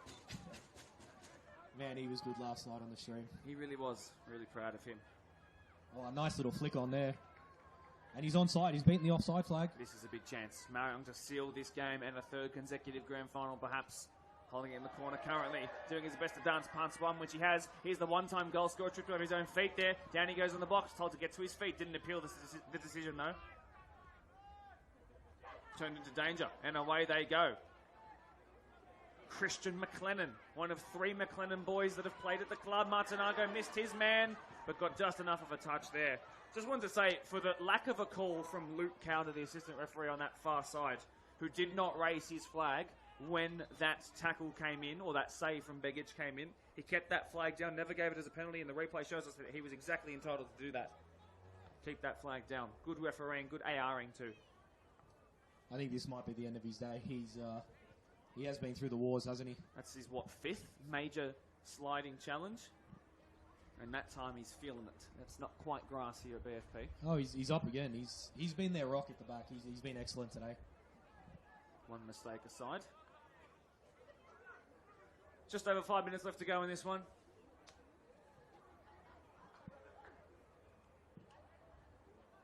Half a chance here. No Marayong players back. Lacking a midfield completely into the box. Save with the near post. Sharp save with the near post. Looks like Damon Cooper's come back onto the pitch. Listen to the Tigers fans roaring now. They're going to play this one quickly, Tigers, perhaps. No. Now they'll let their players come into the box. So where is Big 44? Where is Big Harry McCann? Harry McCann, Harry Maguire. Ball in flat towards the front post, cleared away more comprehensively. Damon Cooper got it wrong, but it might turn out well. And then struck first time. Oh! Brilliant technique, execution almost perfect, but Mitchell Beaton has just come on and also just beaten the post. Well, that was a great strike. We had a great view of it from here. It looked beautiful, just tailing off, unfortunately, to the outside of the post. Marayong survive a scare, Danny.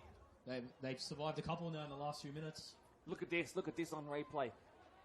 It's really, he almost hits downwards through the ball diagonally. Such great technique.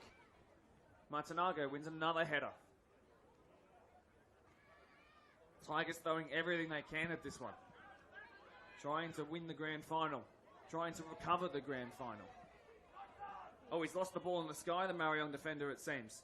Cleared away. That might be Giovanni Bruno. It is, in fact, Giovanni Bruno. Chance here for Marayong. Got his touch wrong off the heel of Emmanuel Cooper, but he's past Harry McCann. Put it inside. Oh, and a good defensive contribution. Not sure he knew too much about it. Probably could have picked that one up too. There's a Tigers player down, clutching the back of his head. The referee should stop the game. Does now, finally. Oh, what a frantic couple of minutes.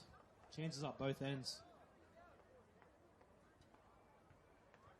I'm not really sure why the back of the head is being grabbed at, unless I'm looking at the wrong incident. Now there's 2 players competing for the ball, including Aaron Blacker and Bonis Angolo.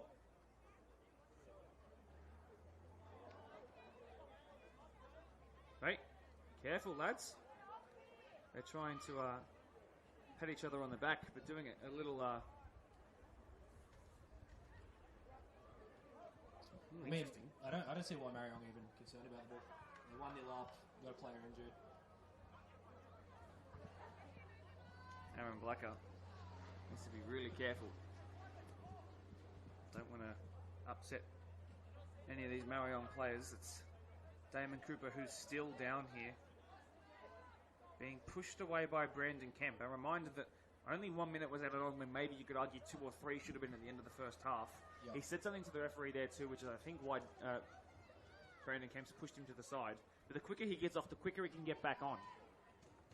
And it should be Marayong's drop from this ball. Just trying to keep an eye on what's happening in both areas of the pitch. First Damon and then the Aaron Blacker and Angolo incident. Will this be competed for? That it will be. And on we go. Damon Cooper's still not on the pitch just yet. On he comes and leaves one straight away, which just takes away 30 more seconds. It's just silly. He's getting more and more fired up as these incidents occur. Just cool heads need to prevail here, especially for the Tigers. They're chasing the game. Ball delivered in. It bounces once, it bounces twice. It's cleared away finally. McLennan it was. Well dealt with there by Van der Noord. Strong header, one there. Amadume looking tired, though. Angolo too. The two central midfielders of Marayong looking very tired as they sheepishly trug back. There was a bit of space, and now Amadume was back. Martinago didn't quite get that one under control. Blacker goes down, pot shot, wrong choice. Why? And it will go all the way out. So they'll be able to press from this throw, to be fair. There is 90 seconds left to go. That's probably the best result that could have come out of that strike, to be honest. Now they can box them in.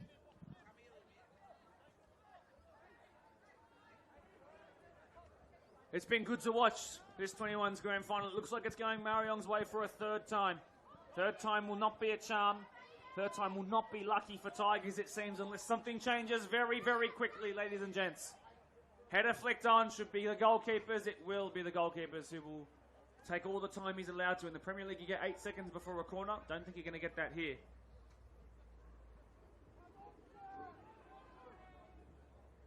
Wow, 1-0 in a 21's grand final. Did not expect that. It shows how far these two units have come. They're going to make a sub, Marayong. Just about entitled to do so. This second half has flown by. Plenty of action. But you're right, it's not too often we call a 1-0 21's game, especially not in a grand final. Hack comes back on in that number 10 jersey. Picked up 7 goals and 10 assists in his debut Marayong season. We are now into added on time. Anything being played now is at the discretion of the referee. Marayong looking to seal it with a cherry on top. Goal kick it will be, allow all their players to get back and defend, maybe one last hurrah.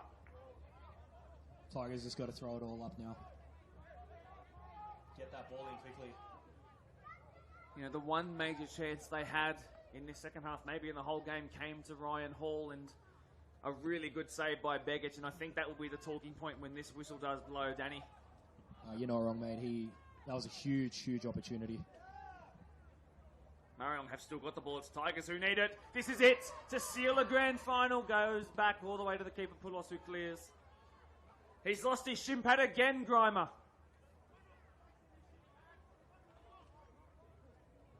I think they know that they've lost this game. Just chewing up the time now, Marayong. Tigers look like they've sort of lost that spring in their step. Does anybody care to tell them that they're into added on time now? There's already been a minute. Is the time on the board working tonight? It should be. They're going to hold it in the corner, or are they? Because Emmanuel Cooper, this to seal it off! 3 in a row! Anthony Arshilo scores again. Emmanuel Cooper, a goal and an assist in another grand final. Marayong, when it comes to these games, are just too good. That was just too easy. Beats one, lays it straight across. And away we go. We've got a 2-0 scoreline. And as you said, the three-peat. Anthony Arshilo, they call him Young Bull. And the young man has another goal against Tigers this year, but this one will be oh so much more sweeter than that one that he got in the regular season. He's got a grand final goal to his name, a match of the round goal to his name, and it takes him to 19 goals for the season. And the former Blacktown City man has a grand final sealing goal. And as Tigers try and send this one along, it will be a shot on target for them. It will go down as nothing to write home about in the end. And another moment of just Tigers silliness. And Marayong don't need to get involved with it. And frustrations blurting out. Mitchell Beaton, formerly of the ASA Academy, which has ties and affiliations to Castle Hill Rockets and in the BDSFA world to Ponds. ASA is in Australasian Soccer Academy? No, as in these Italian guys who run an academy. I was going to say, that's news. I didn't know they were in this area, but that makes sense. Had a couple of players go overseas and do successful trials at Serie A clubs, in fact. There's plenty of talent in this area. And we're seeing that on display tonight. Here is my player of the match, Emmanuel Cooper. A goal and an assist. Throw in. Time will go on. It looks like Marayong, one of 2 jobs done for the day. One of 2. I remember in the 2023 Grand Final when they scored a 4th goal and a 4-2 victory. I said, would this be the start of a great night for them? They won 2 from 3 that night. They're only in 2 tonight. Cool, they got their work cut out for them at 7 p.m, don't they? It is going to be a war of the ages. I think a war is the greatest way to put it. So still we go on, time being added on. And that will not be the final whistle. That will be a call to take the throw in properly. GWS has come back on to settle up the defence, it seems. He's gone on to right back. Can do it all.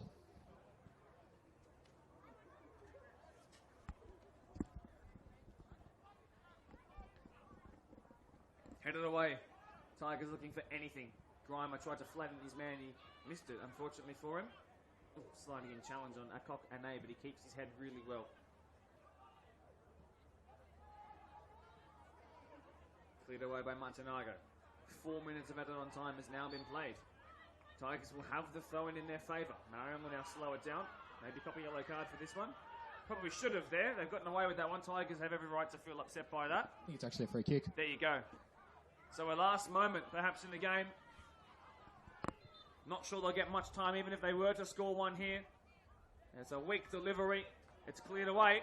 And away goes GWS with pretty fresh legs. They tried to trip him. They didn't. Lovely ball inside. And he didn't get the touch right. Actually really well defended in the end. That's it. It's 3 in a row confirmed. Such a warmly welcomed final whistle. These guys, this group of players are 21s specialists. Emmanuel Cooper is a grand final specialist. And Dylan Owusu, in his first year of coaching this lot, has turned them in what seems to be, at least in this finals run, a defensive machine with the ability to pump out goals whenever they please. Danny Bouzas, Marayong are a great footballing team. They are, man. That was a complete performance from start to finish from them.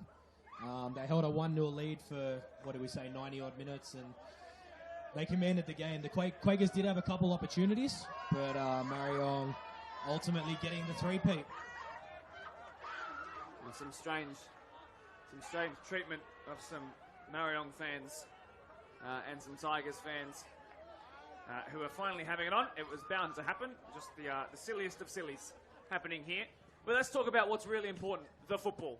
And it's great to be able to say that today has delivered a full match without any issues. And Emmanuel Cooper, I think, for me, is one of my players of the match. But there are so many great players to talk about today. Let's talk about Marayong's defence as well. Unbelievable. Other than that one moment of a little bit of hesitation, they were as good as they could have played. And I think from back to front, they were excellent. I mean, GWS, when he came on, he was a big part of it. But overall, I think Marayong were the better team on the day.